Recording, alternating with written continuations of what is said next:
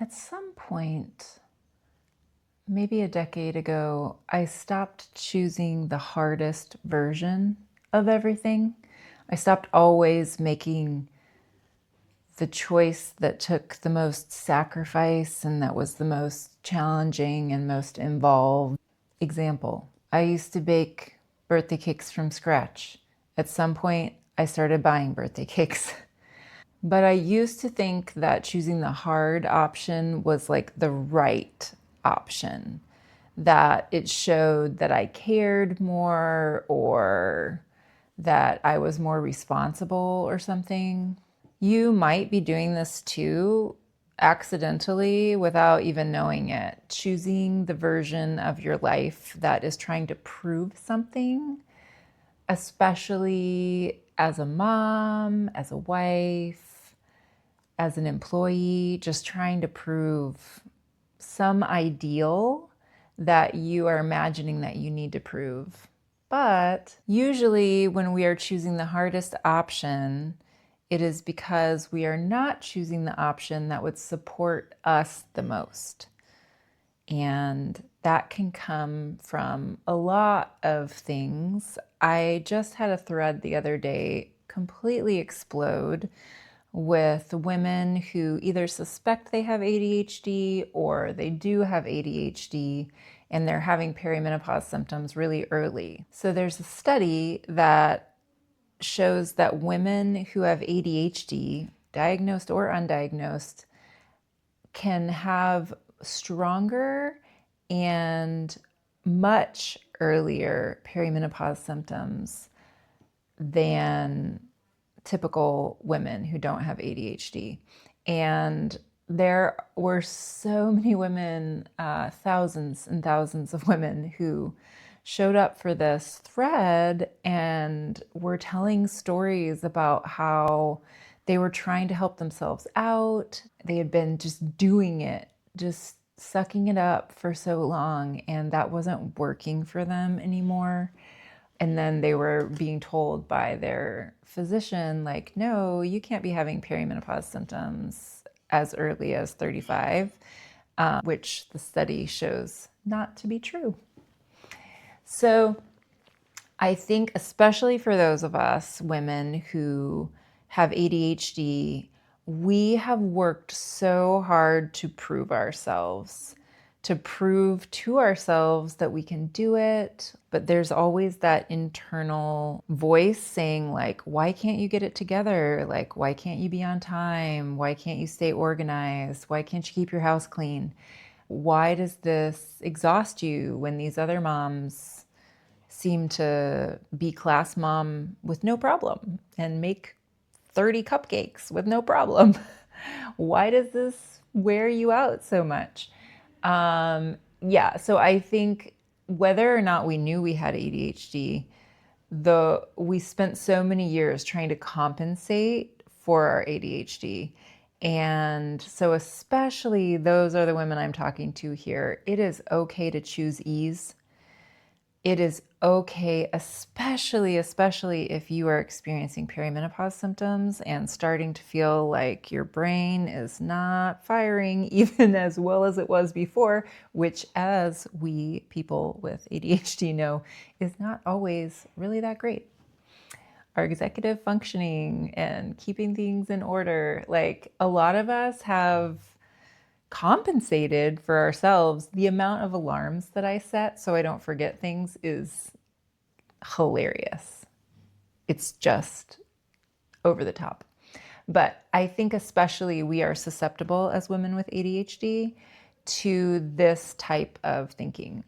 Part of it is because we maybe tend to be idealists. We feel really deeply about things. We care about justice. We care about food quality. We care about this, that, and the other. And we have this ideal of like what this thing needed to be, whether that's mothering, whether that's being a wife, whatever. And we're really trying to do it really well.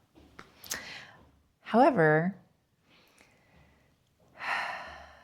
our brains are tired. Our brains are very, very tired. And especially if you're at the stage of life that I am, your estrogen has started dropping. And estrogen, part of what I posted about the other day is estrogen helps with so many things.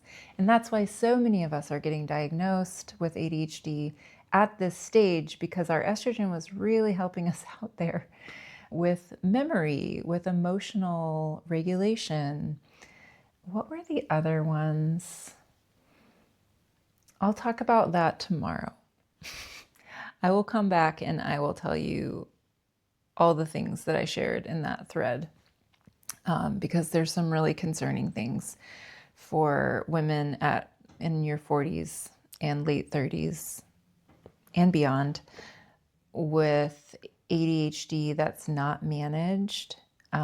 Really big deal stuff. So please subscribe if you have ADHD symptoms, or you've ever wondered if you had ADHD, or you do have ADHD. This is really important stuff, and it's not really my topic for today. So look at me. I'm going to move back to today's topic, which is choose ease. Please, please, please, please, please, let's choose ease where we can, because at this very intense stage of life where many of us have teenagers, many of us are helping our aging parents, either locally or from afar, our bodies are starting to feel like they're betraying us.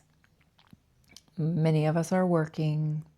If we're not working outside the home, we're juggling all the things that moms juggle a lot of times. We're carrying a lot, and it is okay to not bake the cake from scratch, or whatever it is for you that you feel like you have to do to be a good fill in the blank.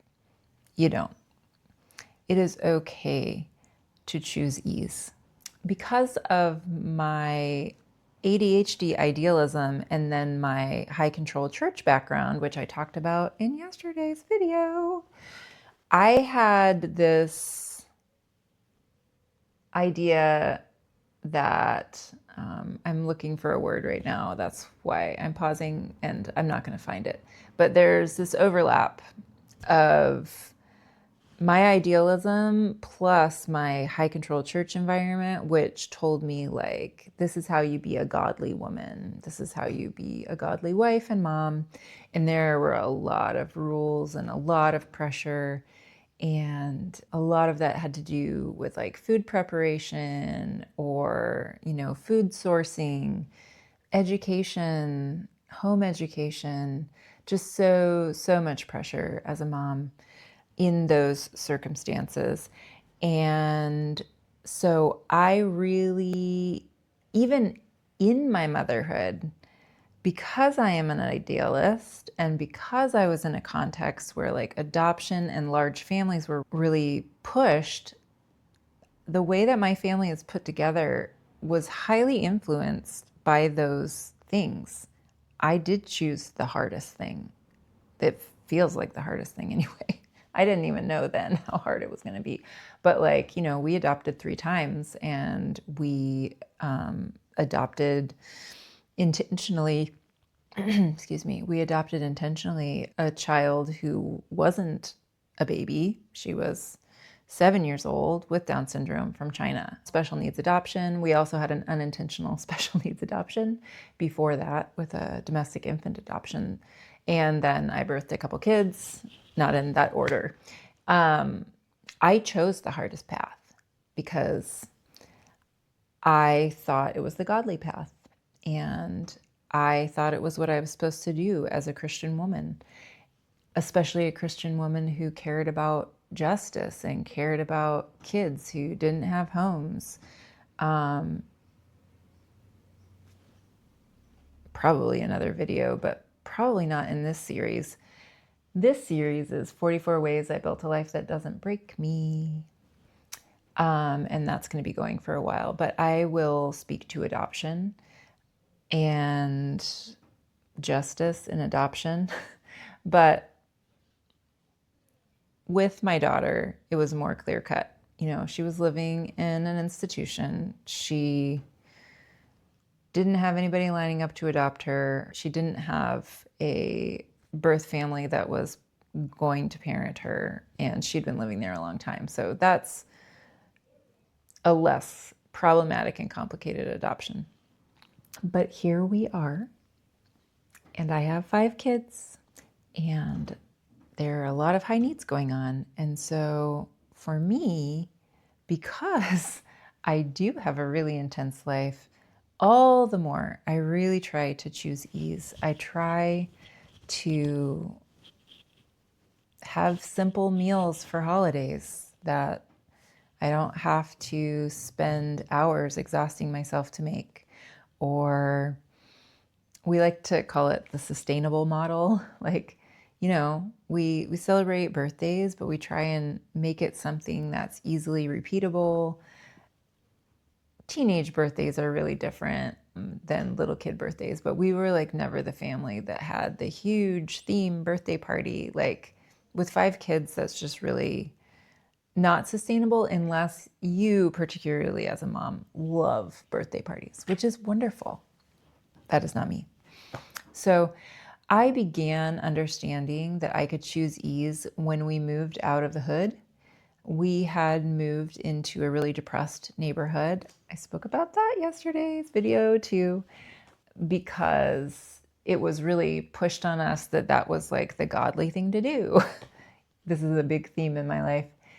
And at some point I realized, I have signed myself up for a very hard mothering career, and I'm an artist, and I love beauty, and I love nature, and I'm living in the hood. And it's not like I had really any time to do anything like good and life-giving for my neighbors anyway, because I had so many children. Yeah, so at some point we decided, it's really okay. Like, we don't need to live in this neighborhood. It's okay. Just because our church made us feel like this was the godly thing to do, and that sacrifice, like, I mean, that church had you just sign it up for suffering. Listen, suffering comes to everybody. You really don't have to sign up for it. You really don't have to sign up for it. Even if you're a Christian, you don't have to sign up for suffering, because like life brings suffering. So anyway, we moved to a nicer neighborhood that was more beautiful and had more nature and was more life-giving to me, because my life inside my home was very stressful. And so when I looked outside, the fact that it wasn't also stressful and ugly, like just run down, that was really helpful for me as an artist. And that was a big change when I realized, I can choose ease. I can choose a more comfortable environment, because I have this really intense life. And I mean, I didn't even know that I was accommodating for my ADHD then. I had zero ideas that I had ADHD. But yeah, like, it's okay to accommodate for yourself by choosing ease. And so we began to make choices like that. Ultimately, that's how we moved out of America. It was this following of what feels like ease, what makes me feel good, where do I enjoy being and living? And for me, it was outside of America.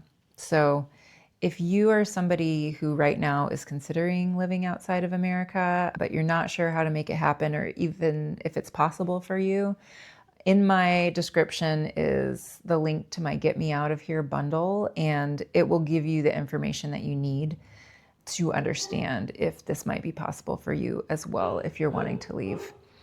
People are getting home, and so I'm going to sign off, but this is my reminder to you. I'm Andy, and I am here to remind you to dare to truly live and to find the beauty in your life, however that looks for you.